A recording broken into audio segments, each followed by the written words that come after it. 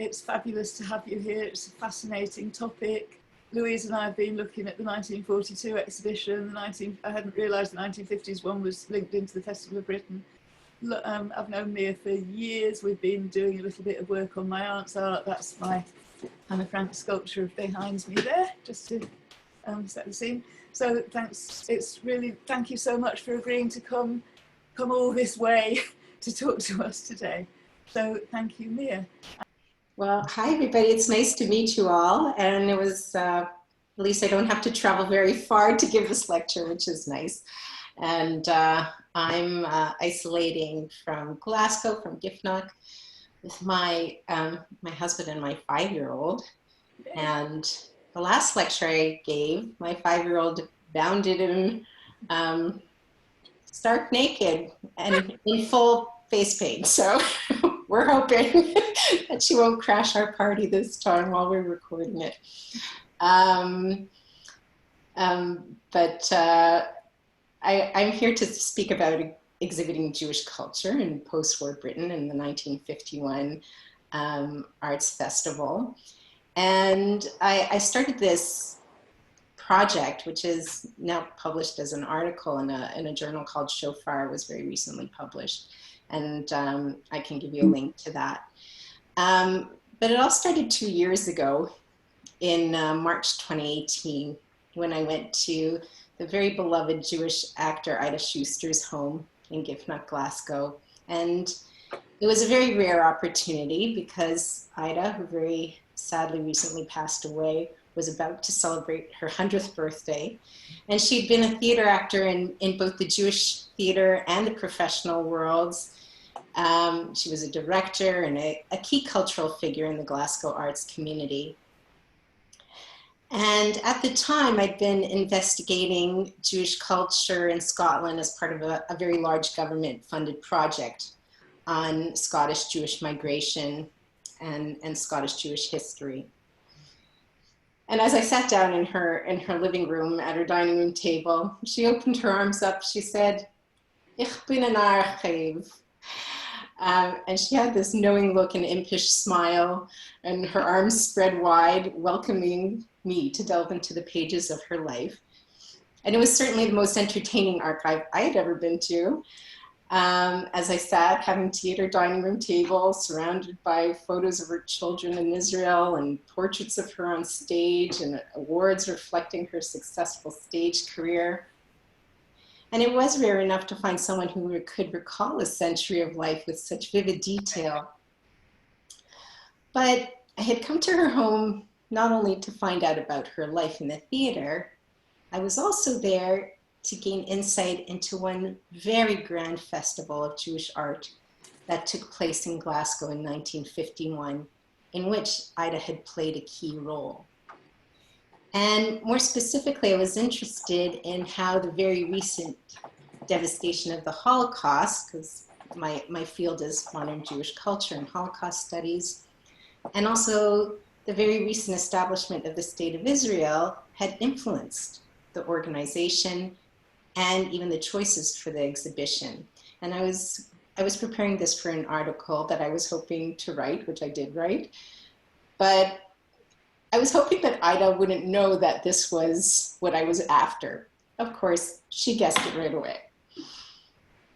Now, the Festival of Jewish Arts in Glasgow, which was Britain's second city at the time, was conceived as a response to and also to coincide with the much larger Festival of Britain in 1951. Glasgow's Jewish Festival was the first and largest festival specifically dedicated to Jewish art in the UK. It was privately funded by the Jewish community and held in Glasgow from the 4th to the 25th of February in 1951. And remarkably, the displays showcased works of over 50 internationally renowned Jewish artists, and included Marc Chagall, Camille Pissarro, Amadeo Montigliani, Chaim Soutine, Jacob Epstein, Joseph Herman, Yankel Adler. And on display as well were antiquities dating back to the 13th century. There were films, musical performances, a display of 2,000 books. There were lectures by artist Joseph Herman, and renowned philosopher Martin Buber came in for the festival. And as well, there were a run of solo performances of Ansky's The Dybbuk by Glasgow's award-winning Jewish Institute players, in which Ida, who was already a well-established actor in her 30s at the time, played the lead role of Leah to rave reviews. I had many questions for Ida that afternoon. First of all, and I'll pose these questions to you too to think about. Why an art festival? What audience was it aimed at? And why in Glasgow? And what does all of this tell us about what was important to the leaders of the Jewish community at the time? But perhaps some of my questions were more leading toward my ulterior motive than I had intended. My theory was that the festival, much like the wedding at the center of the play, The Dybbuk, was haunted by the undead spirit of Jewish life cut short by the devastation of the Shoah. Ida, however, was quick to put me and my theory in its place. Academics like to put things in neat little boxes, she admonished. That's not how it was. How was it then? Well, like any historical event, it would be difficult to know exactly how the Festival of Arts was and for whom. There is some evidence of its nature and a program in the Scottish Jewish Archives Centre. There's one copy of the exhibition guide and art catalogue at the National Library of Scotland, and another one at YIVO. That's it. There were opening speeches and reviews in Glasgow's Jewish newspaper, the Jewish Echo, and there were brief mentions in a couple of other Scottish newspapers at the time. But there are no critical analyses of the festival. There's not much historical information about it. There's no record of attendance, although the Echo does refer to one. No floor plans, and very few people alive who remembered the event aside from Ida. And yet, from a wider Jewish cultural perspective, the festival provides a really rare opportunity to look at a particular post-war performance of Jewish art.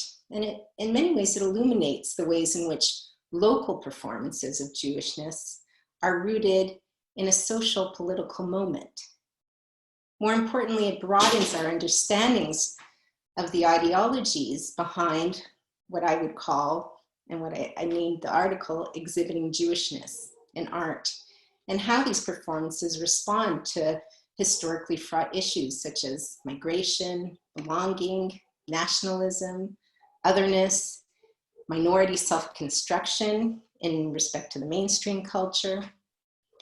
Especially when looking at the material and the tangible elements of the festival alongside the social and cultural ideals of its organizers, one can discern a very complex negotiation between the historical place and space of the festival, the concerns of the Jewish community, and the tensions between minority and mainstream Scottish and British culture. So with all of these issues in mind, today for this short talk, I'm going to briefly look at what the award-winning scholar of performance and museums, whose name is Barbara Kirschenblatt Gimlet, has called performance of display. And I'm going to be looking at that specifically for this art festival, and especially within a post-World War II social and political context. I'm going to also interrogate what the organizers and the key performance constructed as Jewish and what we can learn from this process. So I'll do that by first taking a look at the historical context of the post-war festival, why Glasgow, and to ask whether it's different than, for example, if it were held in London. And then I'll take a closer look at the program, which I'm going to share with you, and also the media coverage, to probe how social and political anxieties about Jewish migration at the time, anti-Semitism, and other issues coming up about Jews influenced organizers and their exhibition of Jewish culture. So my first question, why 1951 and why Glasgow? And how is this significant to the study of Jewish migrant art? Now, key to my analysis of the content and the focus of the 1951 event was the distinction between what one would call an exhibition and a festival. Now, especially in regard to what we may call today ethnic minorities, an exhibition and a festival can be two very different things. According to Kirschenblatt-Gimlet, both exhibitions and festivals display a performance of ethnic identification for many minority groups. But a festival, unlike a museum exhibit, according to Kirschenblatt-Gimlet, is governed by an aesthetic of pure theatricality. So what does that mean? Festivals depend on the performative to in many ways synthesize and encapsulate or a simplified idea of an ethnicity that in actuality is quite complex. And because festivals are so compressed, they're also intensely political moments of display, which is what makes this particular event in Glasgow a very significant study of post-war British Jewish culture. So what's so special about 1951 and Glasgow as the location? Well, to be sure, this was not the only large Jewish art exhibition that had been held in Britain. There was a very important section of the Anglo-Jewish Historical Exhibition in 1887 in London, which featured artworks. And 10 years later, the Whitechapel Art Gallery in London held the first major Jewish exhibition dedicated solely to art in 1906. And it was called Jewish Art and Antiquities, and there were 2,000 works there.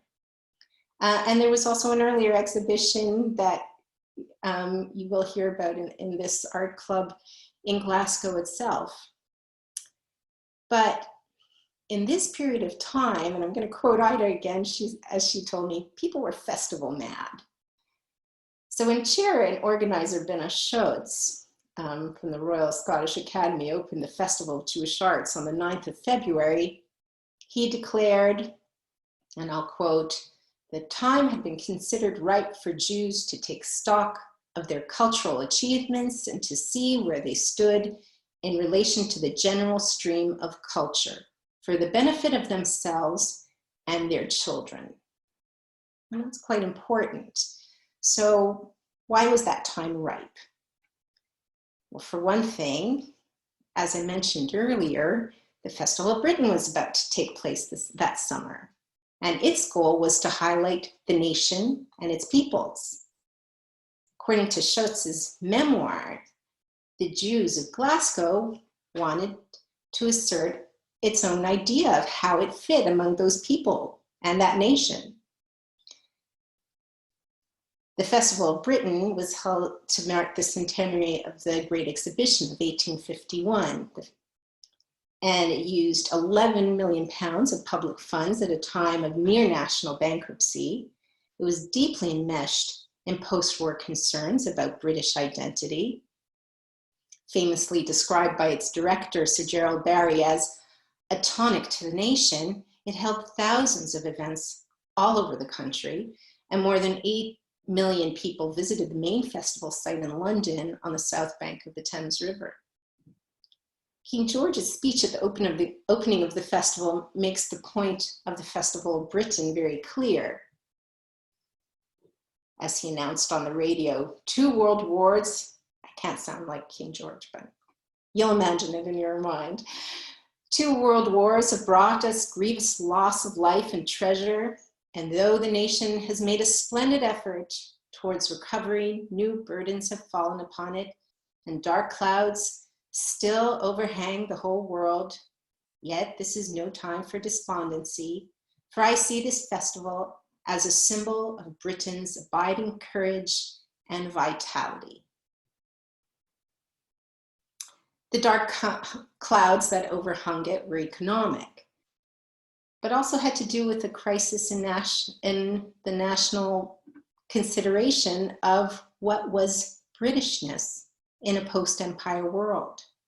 So perhaps it's not surprising that In the immediate decade following World War II, Britain saw a surge of support for arts and festivals and cultural events as a way to not only invigorate the economy and raise morale, but importantly, to shore up national identity. The Edinburgh International Festival, founded in 1947 by the Austrian-born Jew, Sir Rudolf Bing, was one such example. But there were other cultural projects which enjoyed an increase in funding for music, theaters, social clubs. They were formalized with the establishment of the government-funded Arts Council in 1945 by Liberal politician Lord Maynard Keynes.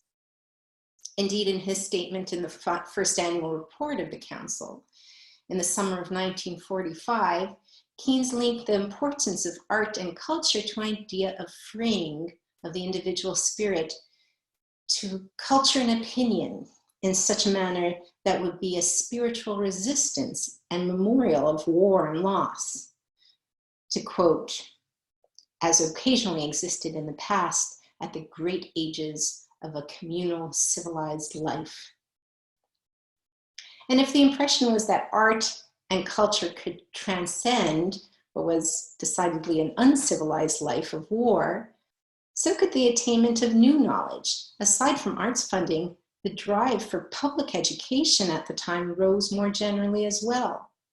In the period between 1947 and 1951 in Britain, evening institutes aimed at adult education more than doubled, from 5,000 to 11,000.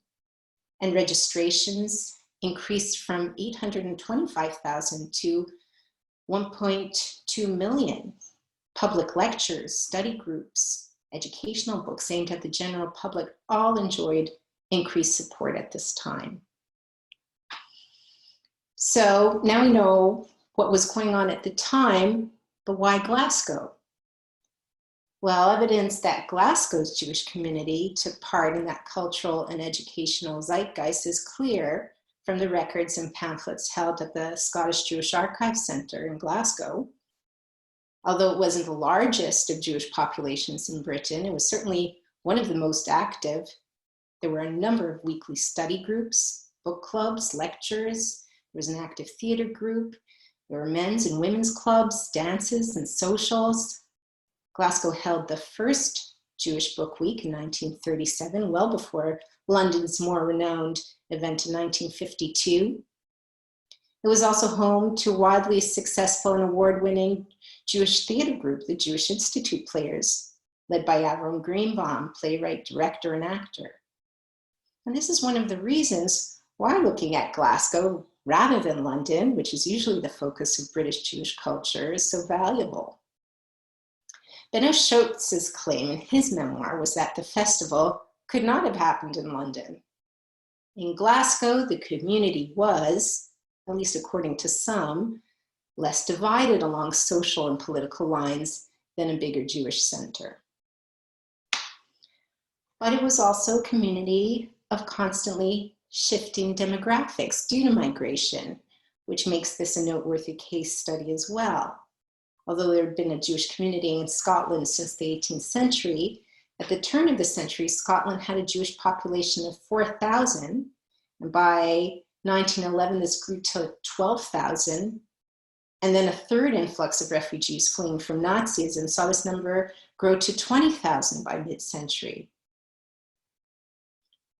Now, while only 3% of Britain's Jewish population of 450,000, which itself was only 0.5% of the entire population, the influx of migrants brought an extraordinary number of Jewish artists to Glasgow.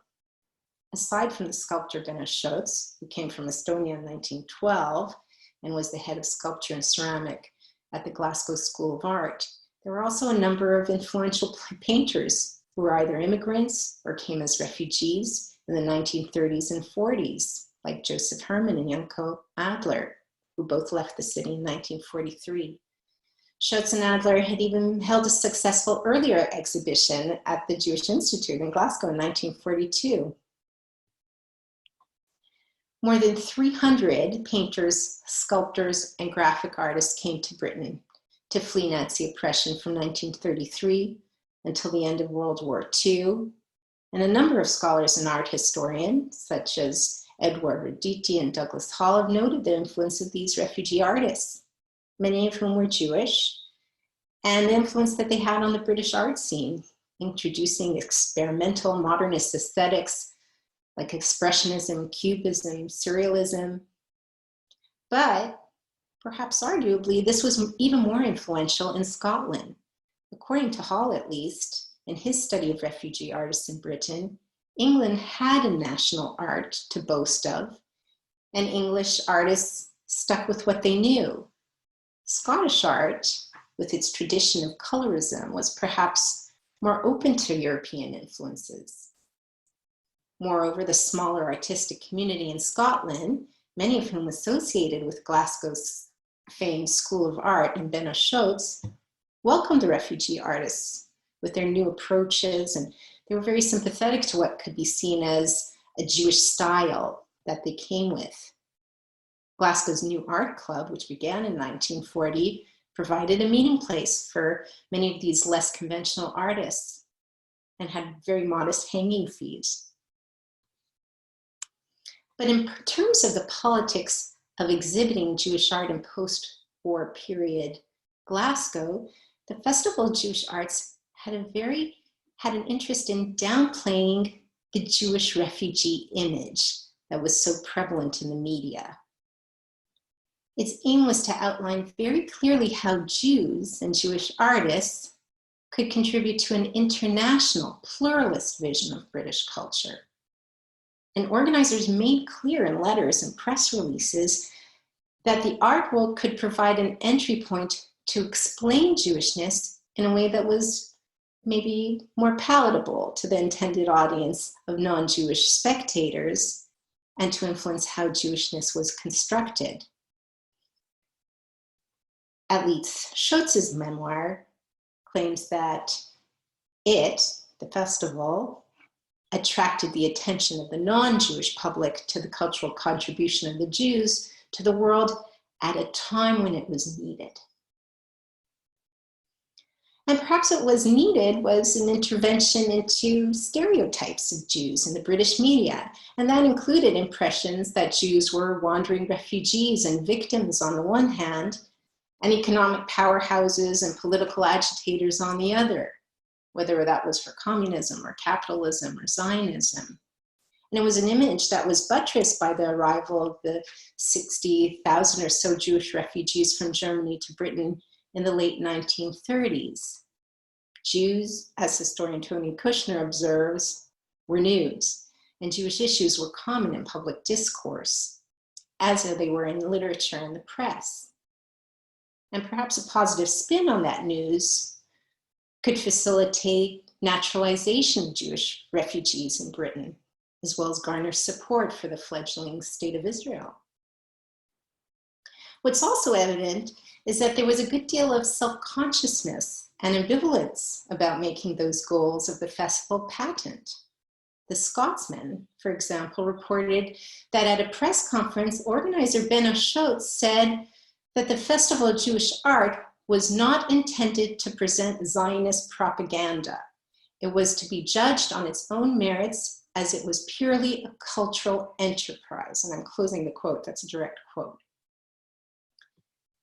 So the art exhibit selections too tended to evade some of the more obvious wandering Jew type themes and images that were nevertheless key to that cultural enterprise at the time, and a focus of many works of Jewish artists of the period, including Chagall and Herman and Schultz and Adler, who had all created some of their most famous works of the period around the themes of the Jewish refugee. And these, notably, were not on display. So what went then was Jewish to the organizers, but not Zionist, about the art. When we closely examined the exhibition guide, which Fiona will present in the PowerPoint that I provided, you can see that the media coverage and the reviews of the performances uncover a Jewish cultural heritage that combined something of a refined Central European high culture with an ancient Jewish past and a somewhat hesitant embrace of Old World Yiddishkeit. And while, like Ida, many had qualms about overtly highlighting issues around Jewish refugees and victimhood at what was supposed to be a celebration of Jewish culture, neither could one sidestep the very recent murder of the Jews by the Nazis without disrespecting the memory of the victims and of the art lost, the music silenced, the synagogues destroyed, the publishing houses burned, and the lives of a new generation of producers of Jewish culture cut short. So I'm going to ask Fiona to give us a look at the program booklet. And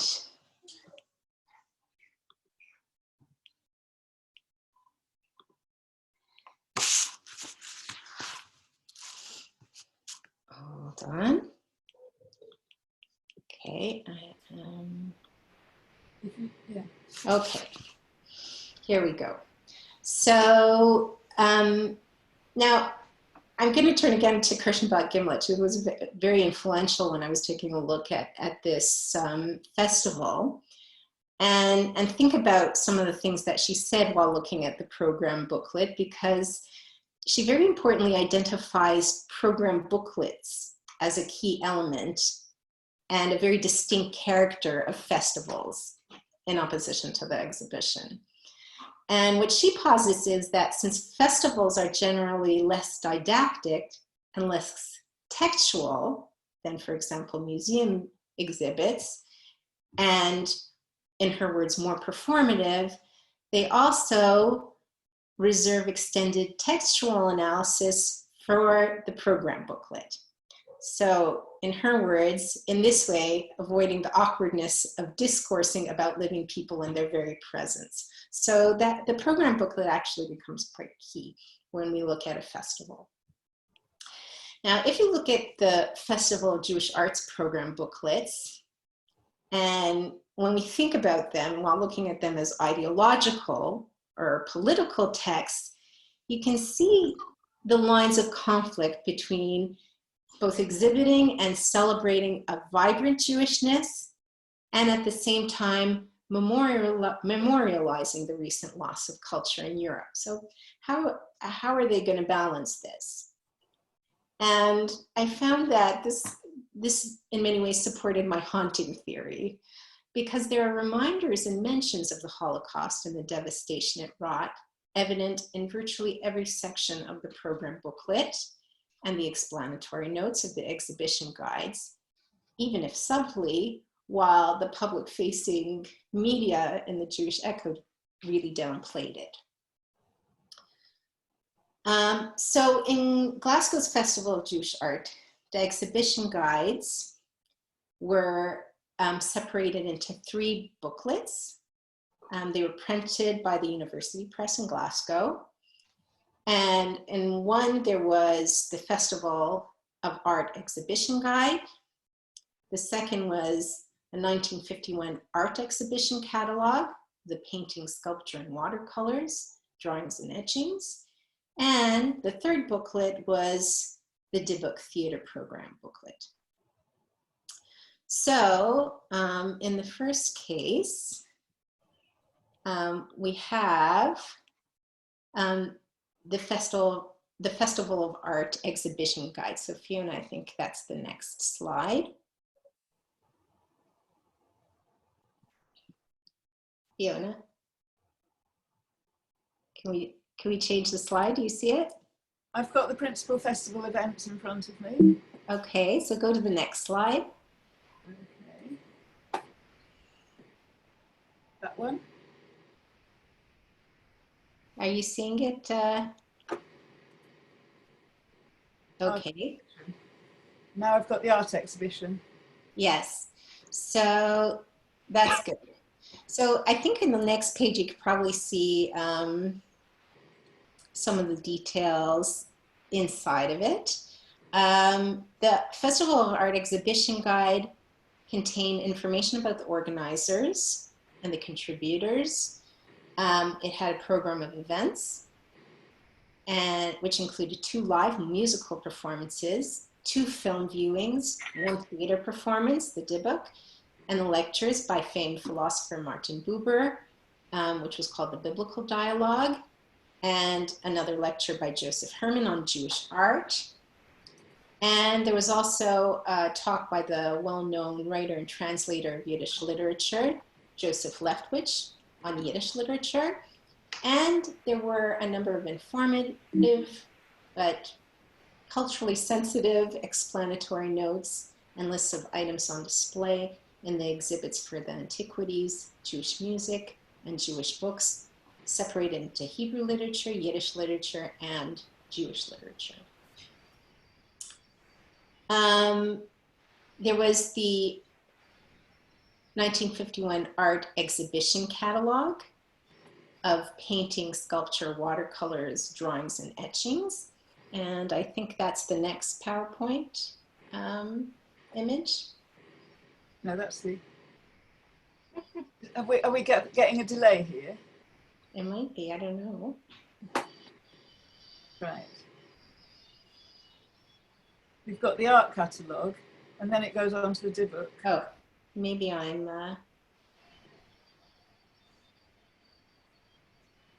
Okay, so we have the art. Are you on the art exhibition catalog? I'm not seeing what you're presenting, but maybe. That's worrying. Can everybody else see a list of pointers and stuff like that? Yes, I've got Torah pointers. Yep. Okay. To go back, I think. Right. Yeah. So that's text from the catalogue, and then there were 3 images. Yeah. Okay. So I'm on what would be for you, Fiona, image 6, but for some reason I'm not seeing what you're presenting. But we'll wing it. For technical. There it is. Oh, Mia, are you on speaker view? oh, yes. Are you not? Oh, yes. If you go up to where it says screen share, you are seeing Fiona's screen. If you click on, go to options, and then if you do dual view or something like that, you should be able to see yourself and the screen. Okay. Hopefully. Okay, so At the moment, I've gone back to just the actual. I'm not looking at the slideshow now. I'm looking at just the PowerPoint itself. okay. There we go. So the art catalog list of arts, maybe that I think. Okay, I'm going to start counting the 6 or 7. slideshow, view slideshow. 1, 2, 3. There we go. Okay, that one. Principal. Yeah, that's the events. And then we had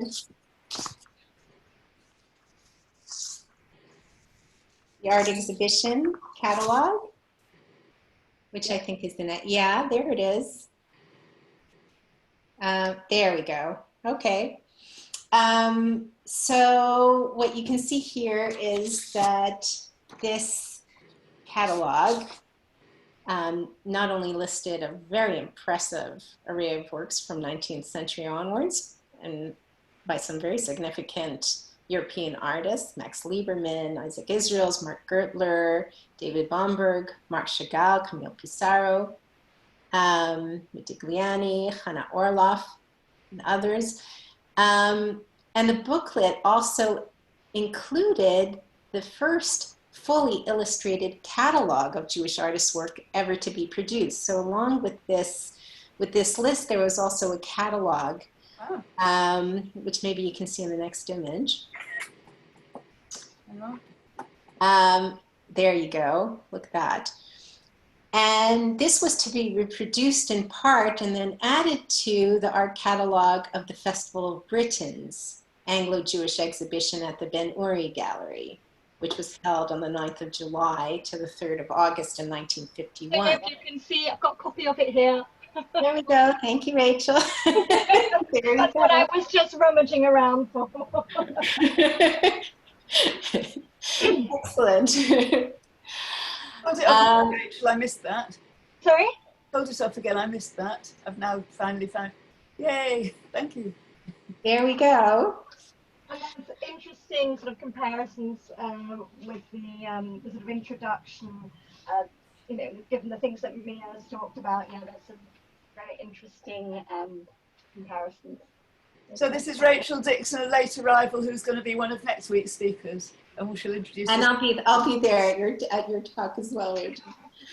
And then lastly, which you can see on the next image, there was a separate booklet that accompanied the theater production of the Dybbuk.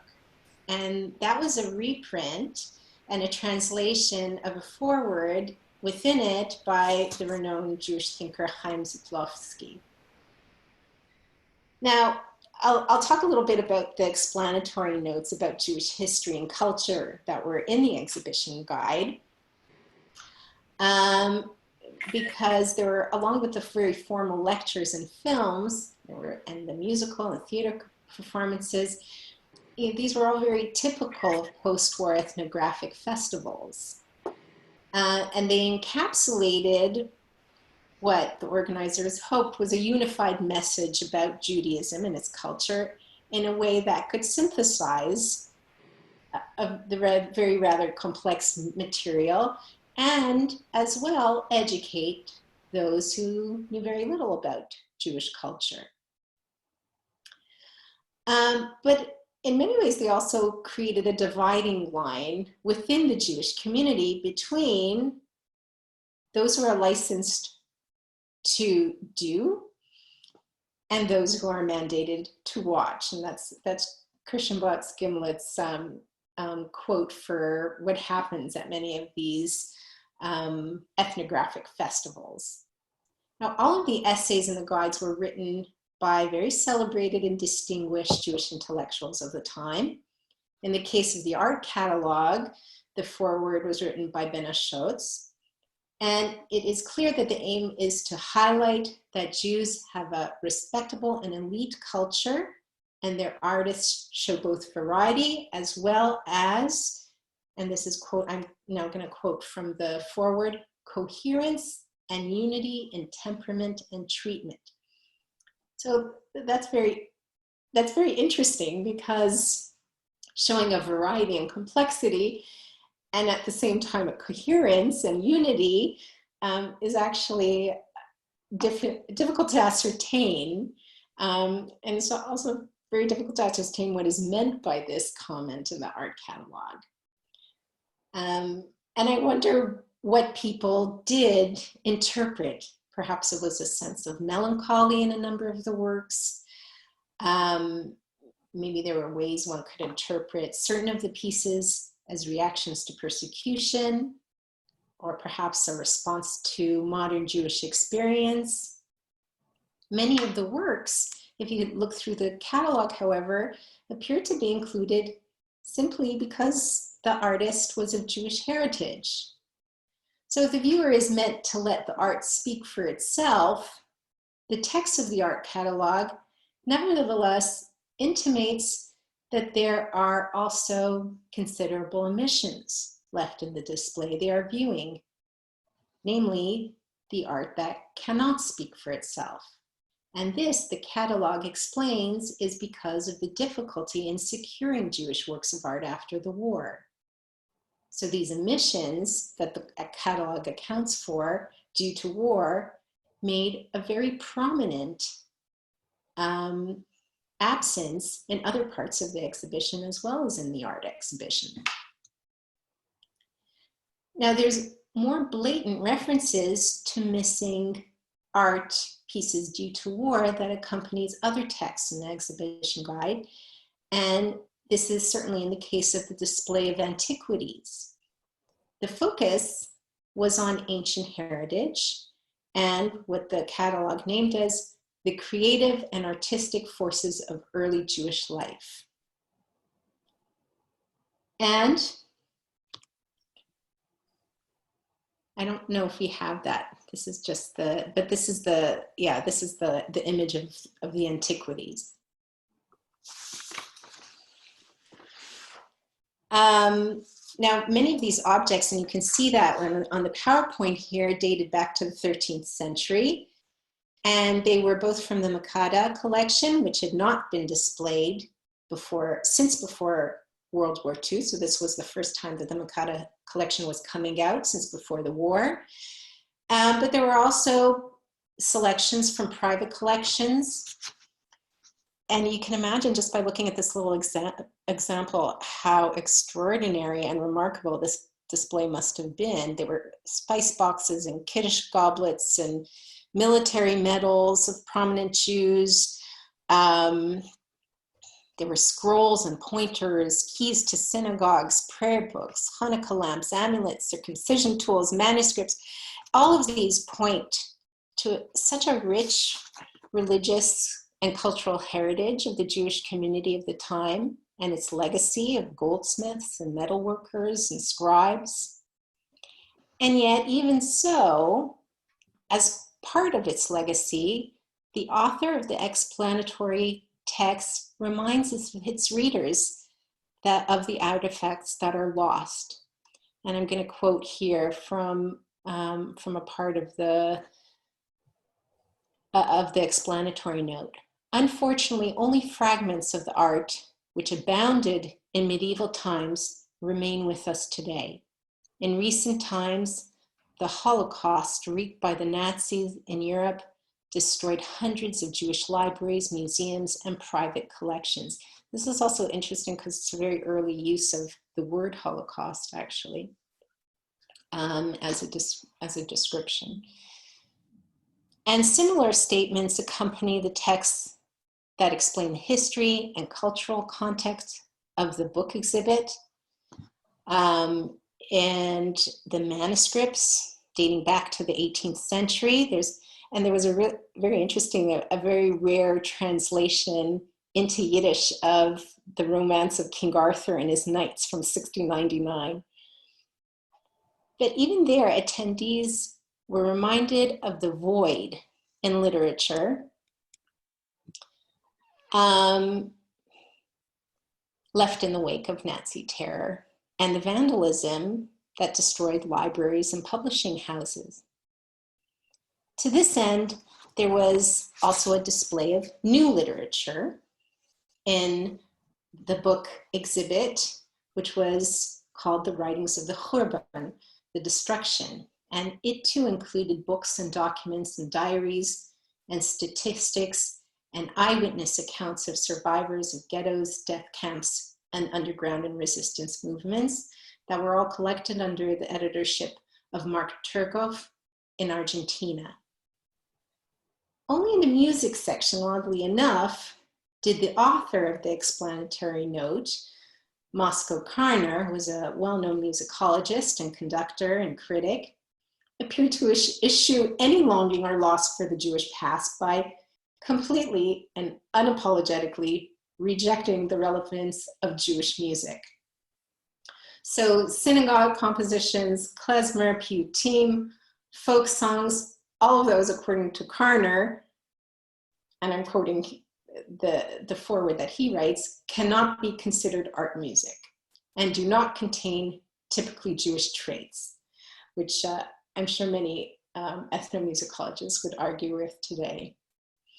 But the music exhibit, which included both live performances and gramophone concerts, only included a selection from Mahler, Schoenberg, Bloch, and Mendelssohn, the latter being the only one the author considered near real greatness.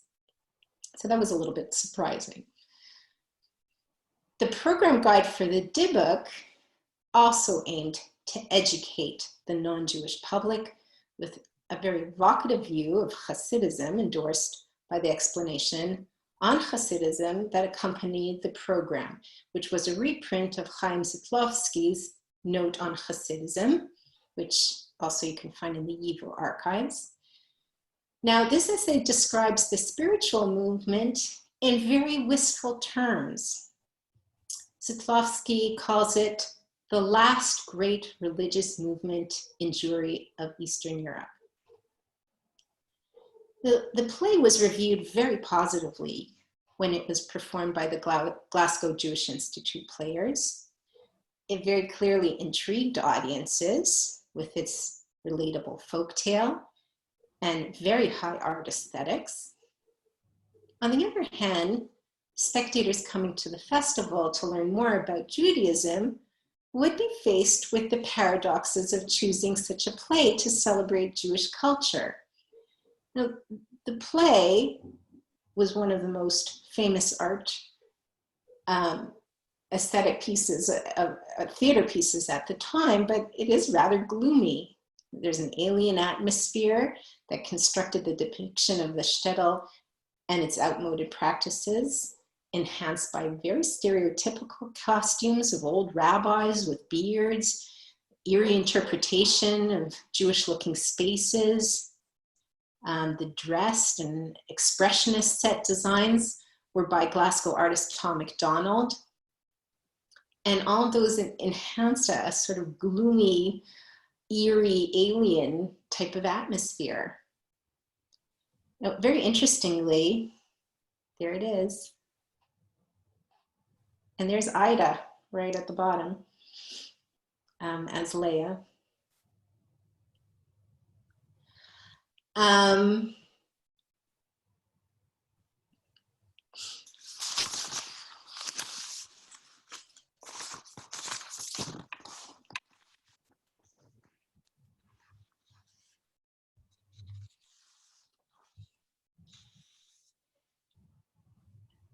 And what's kind of an interesting detail is that only 1 year later, a televised London-based adaptation of the play for the BBC, which was actually the first public televised presentation to depict the shtetl to a very wide audience, was characterized by newspapers, including the Daily Telegraph, as unwatchable because it was too creepy and gloomy.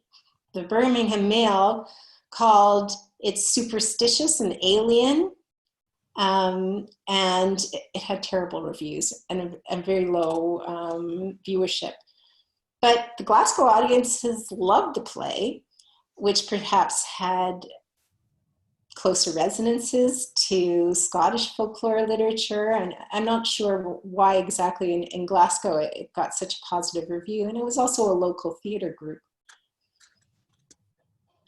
So reflecting what was important to the leaders of the Glasgow Jewish community at the time, the festival could be seen as presenting a Jewish identity that contained a bit of a pastiche of, on the one hand, an image of the beautiful, authentic past. On the other hand, a modern, multicultural cosmopolitanism that was both distinct in its Jewishness and yet unified with a Scottish and British identity. And there was also, we can see, a reluctance to omit altogether what was a main concern for the Jewish communities all over Europe: how to be Jewish in the wake of the loss of material culture, how to live with the trauma and devastation wrought by the Holocaust. And in many ways, Glasgow's Festival of Jewish Arts presents a very enigmatic case study of a community's struggle to register both hope, loss, pride, and to look to the future while still looking back at the past. So I'm just going to conclude and then open up to questions, and we can take a closer look at some of those images. When Glasgow Festival of Jewish Arts closed on Sunday, the 2nd of March at 6 p.m., it was with the singing of Hatikva, Israel's national anthem. The festival was a tremendous success. It had over 10,000 registered visitors. And in fact, the organizers could claim that they had shared an important aspect of Jewish contributions to the arts with the Scottish public. As the editor of the Echo reported, The exhibition was designed purely as an artistic event, yet we cannot but be impressed by the great value of such a display in our relations with our non-Jewish neighbors. In this artistic atmosphere, divorced from all question of dogma, it can best be furthered that amicable relationship which is so much to be desired between faiths. The value placed on the festival's capacity to smooth interfaith relations at the same time belies a sense of vulnerability felt by members of Glasgow's populace as they stood at a turning point in their self-construction as Scottish and British Jews in a post-Holocaust world. Thank you.